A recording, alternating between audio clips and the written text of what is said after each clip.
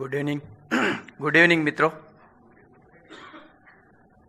આજે મને બોલવાનો મોકો આપ્યો છે એ બદલ કેસીએફ અને મિસ્ટર છેડાનો ખૂબ આભાર. મેં જે મેળવ્યું છે માસ્ટર ક્લાસમાંથી એ શેર કરવા માટે હું આવ્યો છું. અમારી કંપની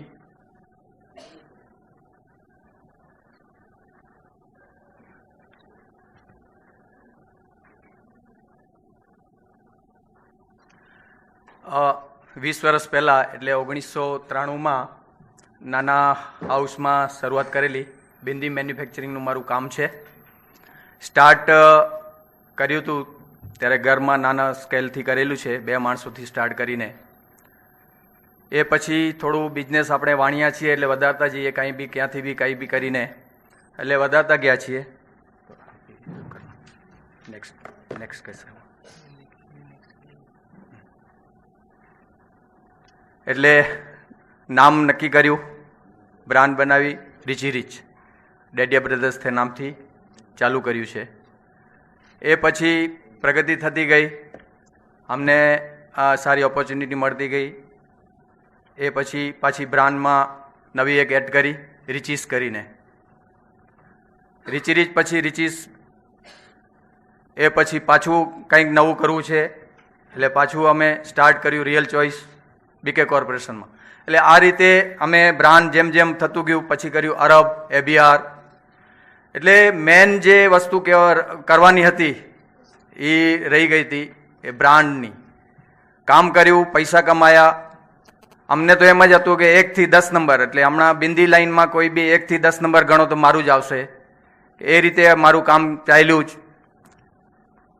આ મારી મિસ્ટર છેડાને મળ્યા પહેલાંની વાત થઈ. હવે મેં માસ્ટર ક્લાસ જોઈન કર્યું. માસ્ટર ક્લાસમાં અમે 3 ભાઈ છીએ. 3 ભાઈ અમે બિઝનેસમાં સાથે છીએ. 3 ભાઈએ અમે માસ્ટર ક્લાસ જોઈન કર્યા. માસ્ટર ક્લાસ જોઈન કર્યા પછી અમારા જે અશોકભાઈ કીધું ને માઇન્ડ બ્લોક. અમને તો એમ જ હતું આપણી પાસે ગ્રેજ્યુએશન નથી, આપણી પાસે આ બધું નહીં થઈ શકે, આટલું મોટું કામ કેવી રીતે થઈ શકે. પણ એ જે બ્લોક હતા એ બધા માસ્ટર ક્લાસથી નીકળ્યા છે. આજે અમે જાન્યુઆરીથી એટલે અમારું માસ્ટર ક્લાસમાં જોઈન કર્યા પછી જે વિચારવાનું અને અમલમાં મૂકવાનું, મેન તો અમે સાંભળી આવ્યા પછી માણસું કે ખિસ્સામાં રાખી દીધું એમ નહીં, સાંભળ્યા પછી એક્શનમાં આવી ગયા કે આ વસ્તુ આપણા માટે શક્ય છે. આજે 20 વર્ષથી આપણે કંપની ચલાવીએ છીએ, આપણી પાસે પાઇપલાઇન બધી ગોઠવેલી છે, બિઝનેસમાં કોઈ પ્રોબ્લેમ નથી. છતાં હજી એનાથી ઉપર શું થઈ શકે? અમને તો એમ જ એનાથી ઉપર શું થઈ શકે? આપણે જે બેસ્ટ લેવલ છે એ કરીએ છીએ. અમરીશભાઈને બિંદીમાં શું ખબર પડે?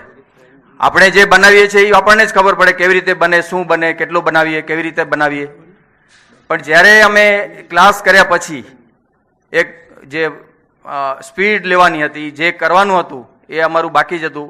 અચ્છા, ચાંદલા માટે બી એક એવું હતું કે આજકાલ યંગસ્ટર, અમારે જે મેન મુદ્દો કહેવાનું છે કે યંગસ્ટર આજકાલ હવે ચાંદલા લગાડવાનું લગભગ ઓકેશનલ બંધ જ થઈ ગયું છે. હવે બધા ઓકેશનલી જ લગાડે છે. અમરીશભાઈ પહેલો સવાલ કરેલો, તમારી લાઈનમાં સમજો સ્લેક આવે તો તમે શું કરો? એટલે ત્યારથી અમારી ટ્યુબલાઇટ થઈ કે આ ઘણા વખતથી અમે વિચારતા હતા કે એની પેરેલલ લાઈન કંઈક કરવી જોઈએ, કંઈક કરવી જોઈએ. તો અમે જાન્યુઆરીથી સ્ટાર્ટ કર્યું. પહેલાં તો બ્રાન્ડનું નામ નક્કી કર્યું કે રીચી રીચ શ્રીંગાર. એટલે તમે ખાલી રીચી રીચ નાખ્યું છે પણ બિંદી કોણ સમજશે કે આ બિંદી છે કે શ્રીંગારની લાઈન છે? એટલે આ આખું મોનોગ્રામ અને એનું બ્રાન્ડનું નામ અને બનાવ્યું છે. અને અમારું એબીઆર શ્રીંગાર એલએલપી કરીને અમે જે અલગ અલગ નામથી બધા ચાલતા હતા એ બધું એક જ બ્રાન્ડ નીચે અલગ અલગ કેટેગરી બનાવીએ છીએ. पोजीशनिंग की बात करिए, हिंदी लाइन जो बनाई कि रिची रिच श्रृंगार क्या है, क्यों है? क्यों है वही तो रिची रिच खाली था तो दिमाग में नहीं आता था, तो रिची रिच श्रृंगार ऐड किया और रिची रिच आपकी सुंदरता में लाए निखार, ऐसा स्लोगन दिया. और उसके बाद में और वो अप्लाई भी कर लिया, ये चालू भी हो गया. और जनवरी से हमने वो जो हमने बिंदी के अलावा क्या कर सकते हैं, तो हमने एक इमिटेशन ज्वेलरी जो आर्ट ज्वेलरी और हेयर एक्सेसरीज ऑलरेडी चालू कर दी है, और केवा आर्ट ज्वेलरी नाम से स्टार्ट कर दिए, उसका प्रोडक्शन भी हो गया और मार्केट में भेजने का भी चालू कर दिया। तो हम जो सोच रहे थे कि हम बिंदी ही बना सकते हैं, हम और कुछ नहीं कर सकते, या तो इसमें ही हम मास्टरी है, तो इसके पैरेलल लाइन क्या क्या हो सकती है वो मैं शेयर करना चाहता था। और दूसरा हमने बनाया हेयर क्लिप्स आई रिच, जो हेयर क्राफ्ट है, वो भी जो इमिटेशन ज्वेलरी वगैरह रखते हैं उनके साथ में ही वो लाइन है। तो ये हमारा दरवाजे मतलब खुल गए कि हम वो सोच रहे थे कि भाई हम यही कर सकते, उसके आगे नहीं कर सकते। तो जनवरी में हमने किया है, और अभी आज जुलाई चल रहा है, उसमें हमने दोनों लाइन स्टार्ट कर दी है, दोनों का प्रोडक्शन चालू हो गया और मार्केट में सप्लाई भी हो गया है।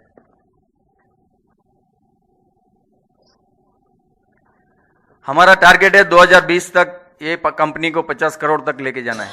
हम सोच भी नहीं सकते थे कि इतना सब हम कर सकते हैं, लेकिन अभी तीनों भाई एकदम कॉन्फिडेंस से बोल सकते हैं 50 करोड़ तो वो रियलिस्टिक में लिखे हैं, लेकिन शायद उससे आगे भी जा सकते हैं, और बिकॉज ऑफ मिस्टर छेड़ा।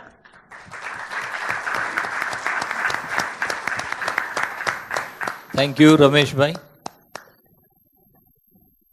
तो यहां आपने देखा थिंक बिग का करामत।